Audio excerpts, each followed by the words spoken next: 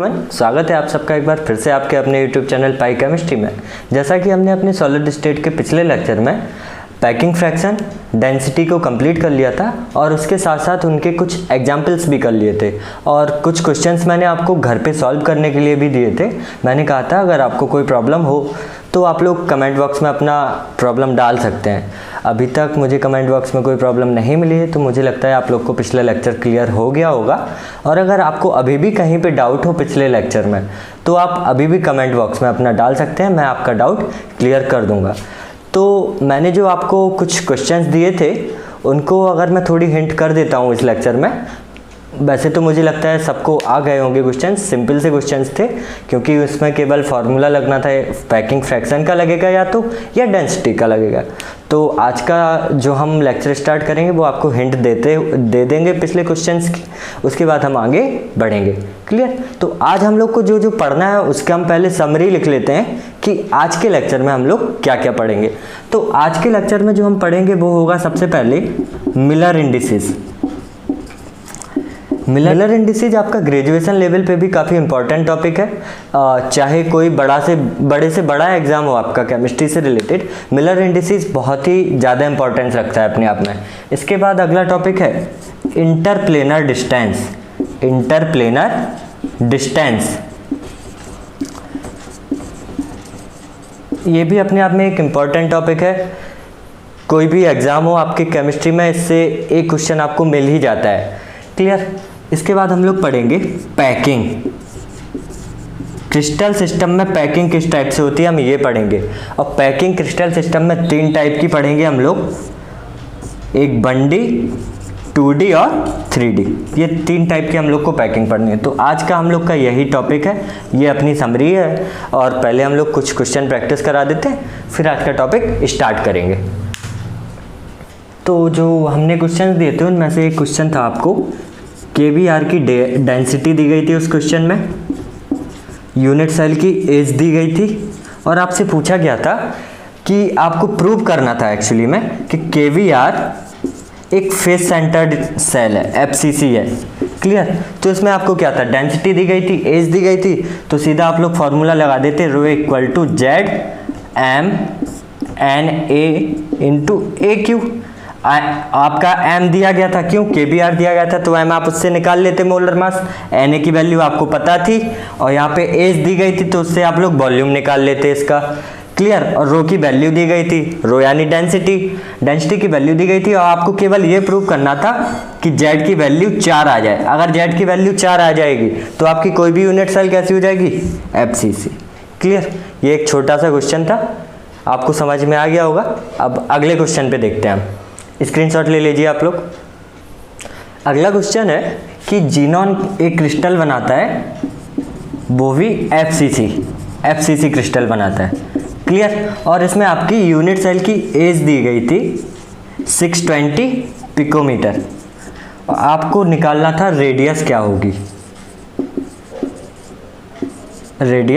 होगी, तो FCC में हमने आपको रेडियस और एज के बीच में रिलेशन बताया था, एज इक्वल टू 2√2r। यही फार्मूला लगा देना है तो आपका जो रेडियस होगी वो क्रिस्टल सिस्टम की निकल आएगी। ये छोटा सा क्वेश्चन था, स्क्रीनशॉट ले लीजिए। तो आज का अपना जो पहला टॉपिक है वो है मिलर इंडिसेस।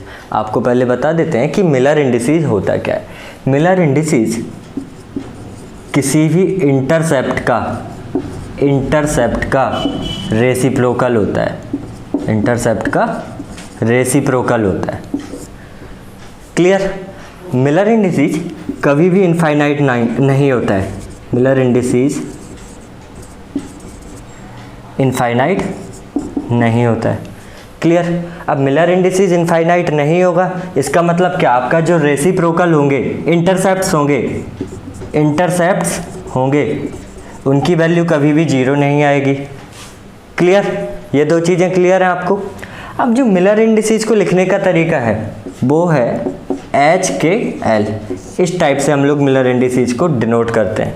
और मिलर इंडिसेस का जो सबसे बड़ा यूज होता है वो किसी भी क्रिस्टल में प्लेन को डिस्क्राइब करता है। क्लियर? तो ये आपका मिलर इंडिसेस था। जैसे हम आपको लिख के दिखा देते हैं, लाइक इतना आपने नोट कर लिया होगा, इसका स्क्रीनशॉट ले लो, हम आपको एक दो एग्जाम्पल दिखा देते हैं। तो अपन लोग एग्जाम्पल करते हैं। एक एग्जाम्पल है 2a 3b and 6c। Clear. जो आपके a b c इनके जो मल्टीपल इंटीग्रल लिखे हैं ना, इनको हम लोग बोलते हैं वीज इंडिसीज। वीज इंडिसीज, वीज इंडिसीज क्या होते हैं? a b c के मल्टीपल इंटीग्रल। क्लियर। तो हमने क्या लिखा? a लिखा, b c। अब इसको हम लोग लिख देंगे 2 3 और 6। ये तो हमने बीज इंडिसीज लिख दिया अपने। अब इसका हम लोग रेसिप्रोकल लिखेंगे, तो रेसिप्रोकल 1/2 1/3 एंड 1/6। अपन को चाहिए कंप्लीट नंबर ऊपर। क्लियर। कंप्लीट नंबर के लिए हम क्या करेंगे? ऊपर 6 से मल्टीप्लाई कर देंगे। जब 6 से हम लोग मल्टीप्लाई करेंगे तो 2 3 जा 6 आ जाएगा, तो यहाँ पे 3 आ जाएगा। ठीक। अगला जो आएगा यहाँ पे 2 आएगा, यहाँ पे क्या आ जाएगा? 1। तो अपने जो मिलर इंडिसीज की वैल्यू आएगी वो क्या आएगी? 3 2 1 3 2 1। ये अपने मिलर इंडिसीज होंगे। आपको क्लियर हो गया होगा कि मिलर इंडिसीज क्या होते हैं। अब हम लोग आगे अपना पढ़ेंगे interplanar distance in crystal systems. Note कर लीजिए इनको, इसका स्क्रीनशॉट ले लीजिए। क्रिस्टल सिस्टम के बीच में जो इंटरप्लेनर डिस्टेंस होती है उसको हम लोग DHKL से डिनोट करते हैं। क्लियर। और DHKL निकालते कैसे हैं? उसका एक फार्मूला होता है, एक जनरल फार्मूला होता है किसी भी क्रिस्टल सिस्टम में इंटरप्लेनर डिस्टेंस को निकालने का। क्लियर। अब हम देखेंगे जो किन किन क्रिस्टल सिस्टम्स में हम लोग इंटरप्लेनर डिस्टेंस को निकालते हैं। क्लियर। इसको आप नोट कर लीजिए। अभी हम बताते हैं किन किन क्रिस्टल सिस्टम में हम इंटरप्लेनर डिस्टेंस को निकाल सकते हैं। स्क्रीनशॉट ले लीजिए इसका। तो जिन जिन क्रिस्टल सिस्टम में हम लोग इंटरप्लेनर डिस्टेंस निकालते हैं वो सिस्टम है अपने क्यूबिक, टेट्रागोनल और ऑर्थोरोम्बिक। ऑर्थोरोम्बिक। अब बात आती है कि हम इन तीनों में ही क्यों निकालते हैं। हम लोग बाकी और क्रिस्टल सिस्टम्स में निकाल सकते हैं, लेकिन इन 3 क्रिस्टल सिस्टम्स में निकालना थोड़ा इजी हो जाता है। उसका रीजंस है कि जो इनमें एंगल्स होते हैं, इन तीनों में जो एंगल होंगे वो एंगल 90 डिग्री के होते हैं। वो एंगल 90 डिग्री के होते हैं। आपको मैंने जब क्रिस्टल सिस्टम की टेबल बताई थी उसमें मैंने आप लोग को ये बताया था, ठोकर करके बताया था, TOCR। ये मैंने आपको एक ट्रिक बताई थी। इन तीनों जो क्रिस्टल सिस्टम्स हैं, इन तीनों क्रिस्टल सिस्टम्स में आपके जो अल्फा बीटा गामा एंगल होंगे वो 90 डिग्री के होते हैं। क्लियर। इसलिए 90 डिग्री एंगल की वजह से ये आपका थोड़ा इजी पड़ जाता है। इस वजह से हम इन 3 क्रिस्टल सिस्टम्स में ही इंटरप्लेनर डिस्टेंस को पढ़ते हैं। अभी हमने फॉर्मूला पढ़ा था 1/DHKL का whole square equal to H/A का होल स्क्वायर प्लस K/B का होल स्क्वायर प्लस L/C का होल स्क्वायर। जहाँ पे HKL आपके मिलर इंडिसेस हैं और ABC आपकी यूनिट सेल की लेंथ है, एज है, edge of unit cell. Clear. अब सबसे पहले हम क्यूबिक के लिए फॉर्मूला निकालेंगे। क्यूबिक के लिए क्या है? क्यूबिक की जो तीनों एजेज होती हैं, edge equal to B is equal to C. तीनों एज इक्वल होती हैं। अब तीनों एज इक्वल होती हैं तो ए को बी और सी की वैल्यू भी हम क्या रख देंगे? ए रख देंगे। तो हम आगे करते हैं इसको, इसी को हम आगे कैरी करते हैं अपन लोग। तो क्यूबिक सिस्टम के लिए हम लोग इंटरप्लेनर डिस्टेंस निकाल रहे थे। अपन को पता है क्यूबिक के लिए क्या होता है? A is equal to B is equal to C. तो यहाँ पे वैल्यू रख देंगे हम लोग क्या? ए बी और सी की, बी और सी को हम लोग ए के इक्वल करा देंगे। तो यहाँ से ये क्या हो जाएगा? D/HKL का whole square is equal to H/A का होल स्क्वायर प्लस K/B की जगह भी हमने क्या रख दिया? ए रख दिया प्लस L/A का होल स्क्वायर। सी की जगह भी हमने क्या रख दिया? ए रख दिया। अब इस कंप्लीट को ओपन कर देंगे तो 1/DHKL का whole square is equal to H square plus K square plus L square upon A square. ये अपना आंसर आ जाएगा। नोट कर लीजिए क्यूबिक क्रिस्टल सिस्टम के लिए हमने क्यूबिक क्रिस्टल सिस्टम के लिए इंटरप्लेनर डिस्टेंस का फॉर्मूला डेरिवेट कर लिया है। अब हम लोग करेंगे टेट्रागोनल क्रिस्टल सिस्टम के लिए। तो टेट्रागोनल सिस्टम के लिए क्या होता है, इसकी दो एजेस तो इक्वल होती हैं और तीसरी एज इक्वल नहीं होती है। हमने क्रिस्टल सिस्टम की आपको टेबल बताई थी, वहाँ पे मैंने बोला था कि इस टेबल का पूरी सॉलिड स्टेट में यूज होगा। आप देख सकते हैं कि उसी टेबल का यूज यहाँ पे हो रहा है। क्लियर, यहाँ पे दो एजेस तो इक्वल है, दो एज इक्वल है तो हम लोग उसी फार्मूले में रख देंगे DHKL स्क्वायर कर दें सीधा। Clear, equal to H upon A का whole square plus K upon B का whole square plus L upon C का होल स्क्वायर। यहाँ पे B की जगह पे A रख देंगे, क्यों, A और B इक्वल है तो यहाँ पे क्या लिख देंगे 1 upon D HKL square is equal to H square plus K square upon A square, ये लिख सकते हैं। किसी को इसमें doubt, plus L upon C का होल स्क्वायर या L square plus C square. अगर इसको हम लोग चेंज करना चाहते हो तो चेंज भी कर सकते हो, अगर आपको चेंज नहीं करना है तो कोई दिक्कत नहीं है, आप लोग इसको सॉल्व करके आंसर लिख सकते हैं। क्लियर, नोट कर लीजिए, इसको स्क्रीनशॉट ले लीजिए आप लोग इसका।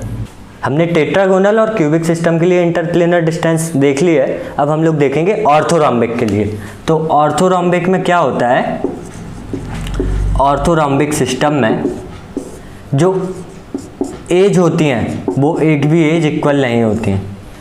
टेबल का यूज कीजिएगा, ठीक है। तो यहाँ पे फार्मूला लगा देंगे 1 अपॉन DHKL का square equal to H upon A का whole square plus K upon B का whole square plus L upon C का होल स्क्वायर। तो यहाँ पे हम लोग देखेंगे 1 अपॉन DHKL का square equal to H square upon A square plus K square upon B square plus L square upon C square. यही फार्मूला ऑर्थोरॉम्बिक क्रिस्टल सिस्टम की इंटरप्लेनर डिस्टेंस का है। स्क्रीनशॉट ले लीजिए आप लोग। यहाँ पे आगे हमने आज मिलर इंडिसेस पढ़ लिए हैं और क्रिस्टल सिस्टम्स में इंटरप्लेनर डिस्टेंस पढ़ लिए।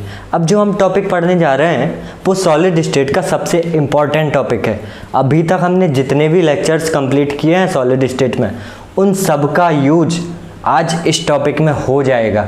इसलिए अगर आप लोग ने लेक्चर्स नहीं देखे हैं पीछे वाले तो उन सारे लेक्चर्स को कंप्लीट कर लीजिए, उसके बाद ही आप लोग ये लेक्चर लीजिएगा। क्योंकि अगर आपको पिछले लेक्चर्स नहीं आते होंगे, उनका यूज़ नहीं पता होगा, तो आज का लेक्चर्स थोड़ा सा टफ पड़ेगा आपको। लेकिन मैं ट्राई करूँगा आप लोग को कंप्लीटली समझाने का, आप लोग को समझ में आ जाएगा। फिर भी आप लोग पीछे वाले सारे लेक्चर्स कंप्लीट कर लीजिए, जिससे आपका सॉलिड स्टेट में एक भी डाउट नहीं बचेंगे, ठीक है। तो आप अपना जो नेक्स्ट टॉपिक है वो है पैकिंग एंड कोऑर्डिनेशन नंबर।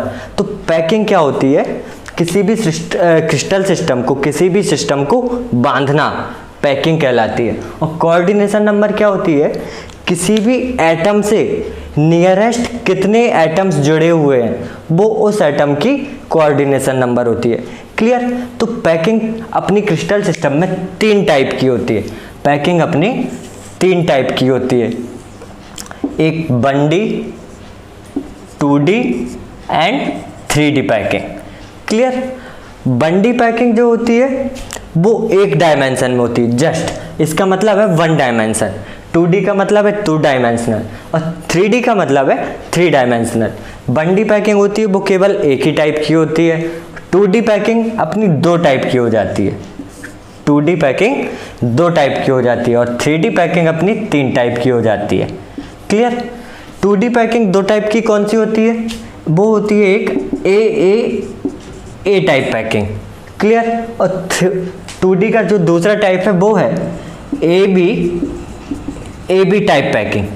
ठीक, अब 3D पैकिंग में कौन कौन से टाइप हैं, 3D पैकिंग में ए टाइप पैकिंग, ए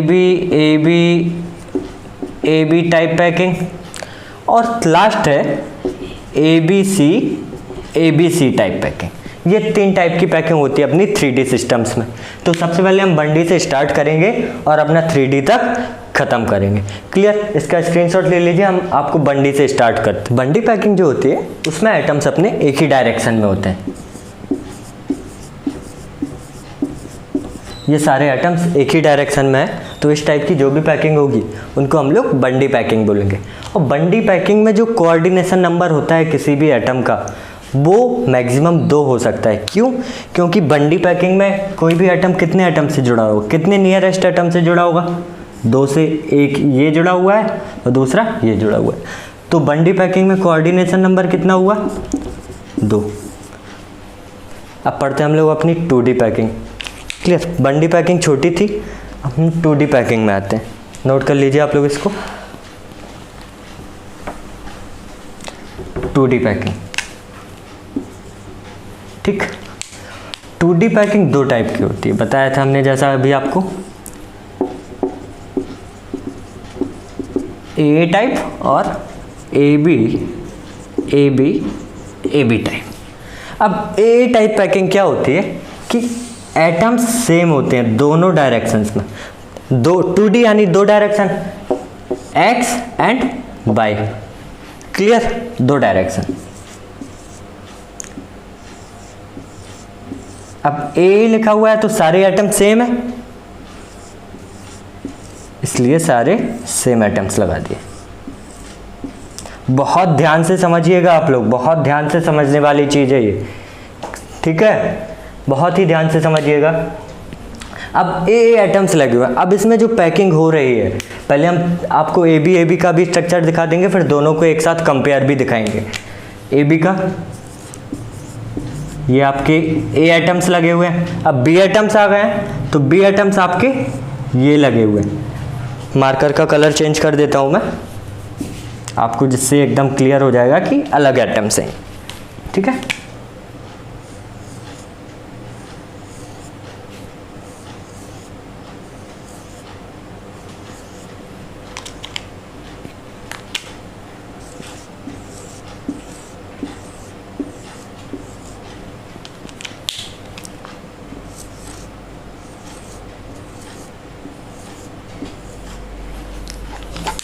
ये आपके ए एटम्स हो गए, ये बी एटम्स हो गए। क्लियर? अब देखो, आप इन दोनों में देख सकते हैं कि ए टाइप के जो एटम्स हैं, ए टाइप की जो 2D पैकिंग है, उनमें एटम्स में जो बीच में आप देख रहे होंगे जो गैप है, ये जो गैप है वो बड़ा है। जबकि ए बी टाइप्स की जो पैकिंग है, इनमें गैप आपके कैसे हैं? छोटे छोटे हैं। ये ज़्यादा क्लोजली बंधे हुए हैं, जबकि ये थोड़े से कम क्लोज हैं। अगर हम लोग ए बी से कंपेयर करें, तो ए बी से कंपेयर करने पे इसको हम लोग लूज पैकिंग बोल सकते हैं, लूज पैकिंग बोल सकते हैं। जबकि इसको हम लोग क्या बोलेंगे? क्लोज पैकिंग बोलेंगे। क्लियर? अब देखो, हम इन दोनों का क्या करेंगे? कोऑर्डिनेशन नंबर निकालेंगे। तो देखिए, इसमें किसी भी एटम को ले लो, तो ये एटम कितने नियरेस्ट नेबर्स एटम से जुड़ा हुआ है? 4 एटम से। कैसे? 1 atom, 2 atom, 3 atom and 4 atom. Clear? ये 4 एटम से जुड़कर क्या बना रहा है? स्क्वायर बना रहा है। क्या बना रहा है? स्क्वायर। तो इसको हम लोग क्या बोलते हैं? Square loose packing. समझ में आया? क्लियर हुआ? कोई भी डाउट हो तो जरूर पूछेगा, बहुत ही समझने वाली चीज है ये, ठीक। अब ए बी टाइप के जो क्रिस्टल सिस्टम होंगे उनमें कोऑर्डिनेशन नंबर निकालेंगे हम लोग। तो किसी भी एटम का हम लोग क्रिस्टल सिस्टम जब देखेंगे तो वो क्या होगा? मान लो इस एटम के लिए देख रहे हैं हम लोग क्रिस्टल वो कोऑर्डिनेशन नंबर, तो क्या होगा? ये एटम कितने एटम से जुड़ा हुआ है? 1, 2, 3, 4, 5 और 6 एटम से। क्लियर? 6 एटम से जुड़ा हुआ है। 6 एटम से जुड़ के ये क्या बना रहा है? अपना एक हेक्सागोन बना रहा है। क्या बना रहा है? हेक्सागोन बना रहा है। तो इसको हम लोग क्या बोल देते हैं? Hexagonal close packing. इसी को शॉर्ट में हम लोग बोलते हैं HCP। सुना होगा आप लोग ने, HCP। क्लियर? तो इसका जो कोऑर्डिनेशन नंबर हुआ वो कितना हुआ? 6 हुआ। नोट कर लीजिए, स्क्रीनशॉट ले लीजिए इसका। अगर 2D पैकिंग में आप लोग को कोई भी डाउट लगे तो बेझिझक अपना डाउट कमेंट बॉक्स में ज़रूर डालिएगा, क्योंकि बहुत समझने वाली चीज़ है। अगर आप लोग अभी नहीं समझे इसको तो आगे बहुत ही ज़्यादा मुश्किल होती है, इसको समझना ईजी नहीं है, ठीक है। अब जो हम आगे पढ़ेंगे पैकिंग, वो 3D पैकिंग है। 3D पैकिंग को हम लोग साइन बोर्ड पे नहीं दिखा सकते, लेकिन फिर भी मैं ट्राई करूँगा कि आप लोग को अच्छे से एकदम 3D पैकिंग समझ में आ जाए। इसका स्क्रीनशॉट ले लीजिए, आप लोग ले लीजिए। 3D पैकिंग जैसा कि हमने आपको समरी में दिखाया था, 3D पैकिंग 3 टाइप की होती है, ए टाइप की, ए बी टाइप की, और ए बी सी टाइप की, ठीक। तो सबसे पहले हम लोग पढ़ेंगे ए टाइप की 3D पैकिंग। क्लियर? पहला क्या? ए टाइप की 3D पैकिंग। क्लियर? अब इसमें क्या कर सकते हैं हम लोग? ए टाइप की पैकिंग बोल रहे हैं तो सारे सेम एटम है, यानी सारे सेम एटम्स को हम लोग इस टाइप से रख सकते हैं, सारे सेम एटम्स को इस टाइप से रख सकते हैं। क्लियर? अब 2 डायरेक्शंस तो अपनी हो गई, अब अपनी 3D डायरेक्शन बची है। तो वो क्या कह रहा है? एटम्स क्या है? 3D डायरेक्शन में आ रहे हैं। तो जो ए एटम है ना, तो जो अपना तीसरा एटम होगा वो सेम एटम है, ए एटम ही है, तो ए एटम के ही ऊपर रखा होगा, ए एटम के ही ऊपर रखा होगा, क्योंकि ये कैसा है? सेम एटम है।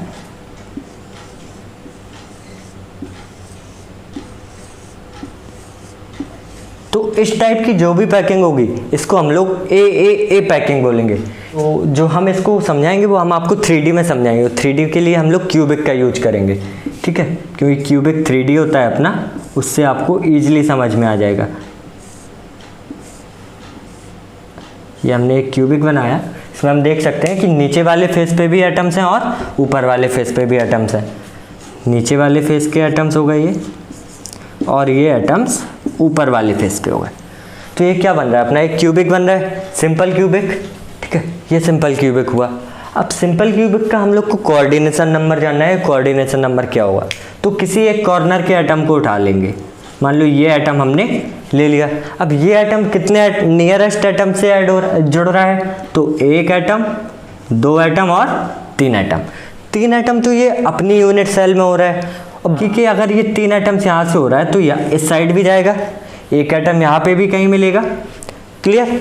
1 एटम अगर ये पीछे वाले से जुड़ रहा है तो एक आगे वाले से भी जुड़ेगा, अगर ये एक नीचे वाले से जुड़ रहा है तो ऊपर वाले से भी जुड़ेगा। तो 3 एटम तो ये अपनी खुद की यूनिट सेल से और 3 एटम ये दूसरी यूनिट सेल से, तो टोटल कुल मिला के 6 एटम से जुड़ रहा है। तो इसका कोऑर्डिनेशन नंबर क्या होगा? 6 होगा। नोट कर लीजिए, इसको स्क्रीनशॉट ले लीजिए। ए बी टाइप की पैकेज समझने के लिए हम लोग को हेक्सागोनल SCP का यूज करना पड़ेगा। जैसा हमने SCP में पढ़ा था, इस टाइप से अपने एटम्स लगे हुए थे।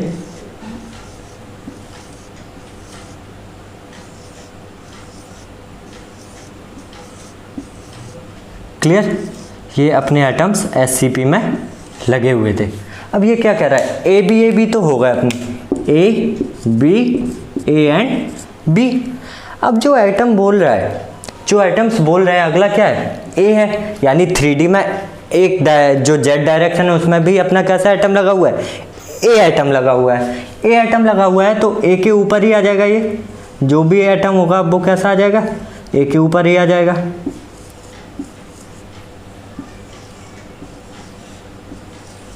इस टाइप से आएगा। क्लियर?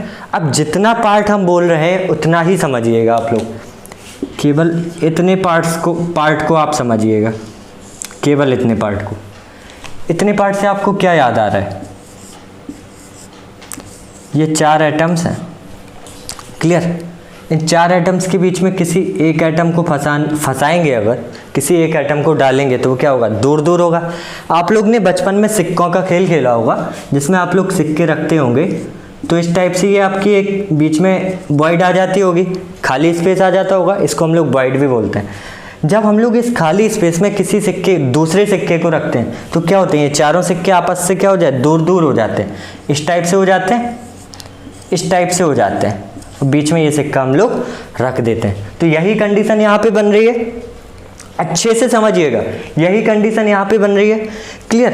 तो ये कंडीशन यहाँ पे बन रही है। अब हम लोग देख सकते हैं इसको, क्यूबिक से देख सकते हैं इसको किस तरीके से, कि हमने ये एक अपना ये क्यूबिक बनाया, एक हमने अपना ये क्यूबिक बना लिया।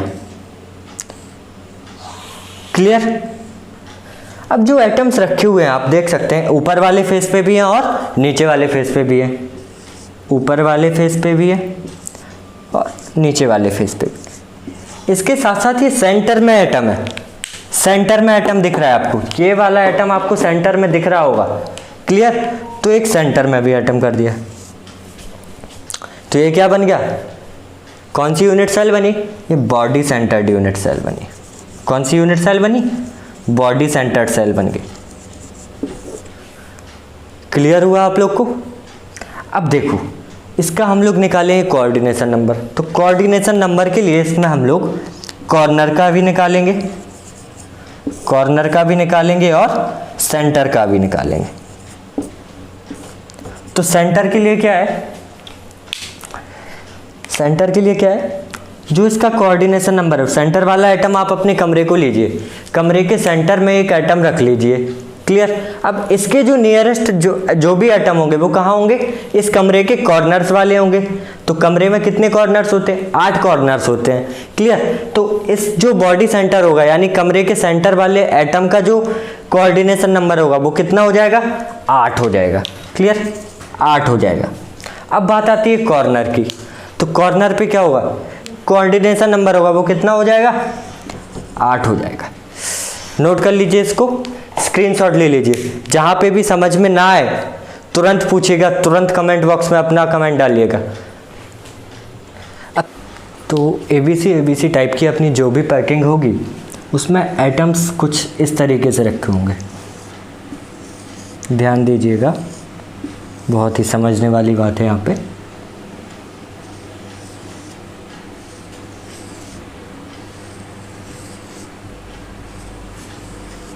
क्लियर? इस तरीके से आपके कुछ एटम्स रखे होंगे।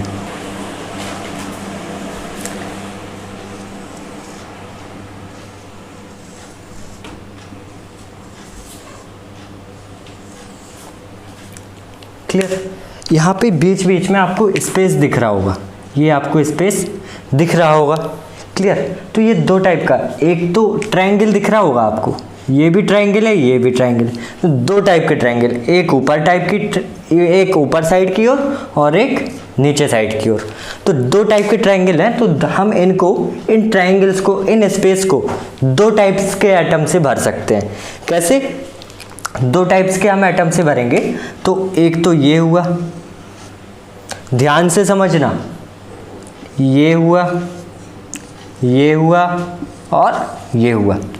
अच्छे से समझते जाना, आपको क्लियर होता जाएगा। ये हुआ, ये हुआ, ये हुआ।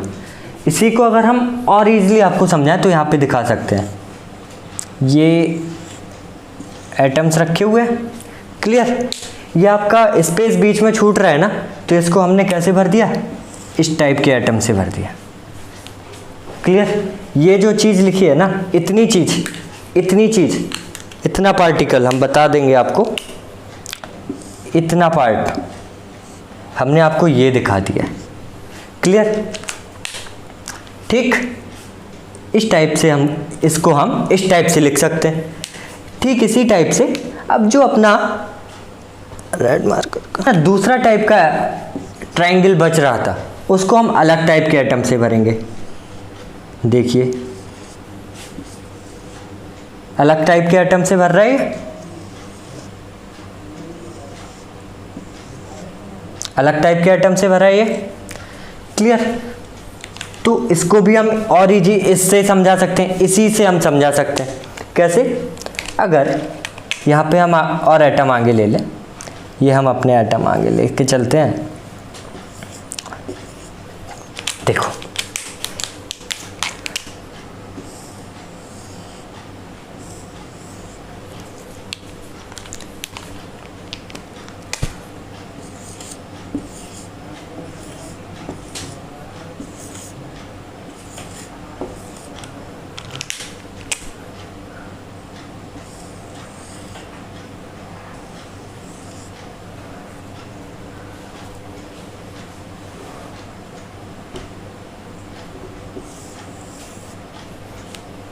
क्लियर। अब देखो इसमें आपको क्या दिख रहा है, ये 3 एटम दिख रहे हैं आपको, ये 3 एटम, सेम वही कंडीशन है। ये वाले आपको दिख गए हैं, ये 2 देखिए, ये 2 देखिए, ये है। ये वाला एटम जो है ग्रीन वाला, वो हमने यहाँ पे ब्लैक से शो कर दिया, क्लियर। और ये जो आपको रेड वाला दिख रहा है, वो हम आपको ये दिखा दे रहे हैं, यहाँ पे हम लिख दे रहे हैं, देखिए ये जो रेड वाला एटम है वो हमने आपको रेड वाले एटम से ही दिखाया है, क्लियर। तो ये जो स्पेस क्लियर, स्पेस जो कंप्लीट किया, उनको हम जो ब्लैक वालों ने किया, इनके बीच में तब भी थोड़ी बहुत वॉइड बची होगी। अब 4 एटम्स ने जिस वॉइड को कंप्लीट किया, उस वॉइड को हम लोग टेट्राहेड्रल वॉइड बोलते हैं। क्या? टेट्राहेड्रल वॉइड बोलते हैं। और जो जब 6 एटम्स के बीच में वॉइड होती है, इस टाइप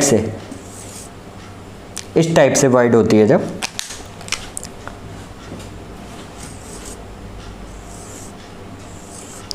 इस टाइप की जब कोई वॉइड होती है, तो इसको हम लोग ऑक्टाहेड्रल वॉइड बोलते हैं। क्या?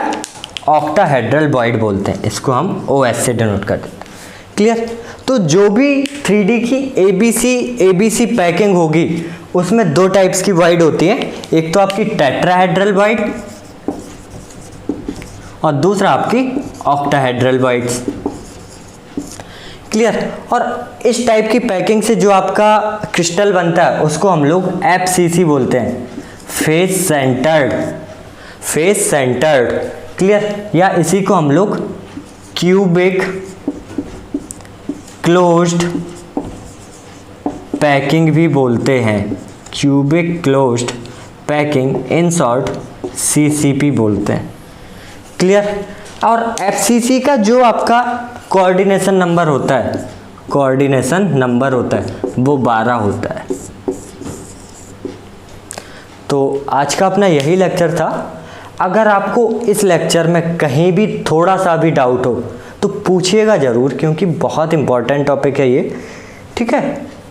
बाकी आप लोग इसके नोट्स बनाते रहिए।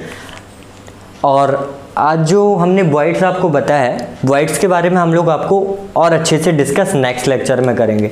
तो इसमें आपको जो भी डाउट हो वो आप पूछ सकते हैं। Thank you. अगर आपको अच्छा लगा वो वीडियो तो लाइक करें, सब्सक्राइब करें, शेयर करें। Thank you.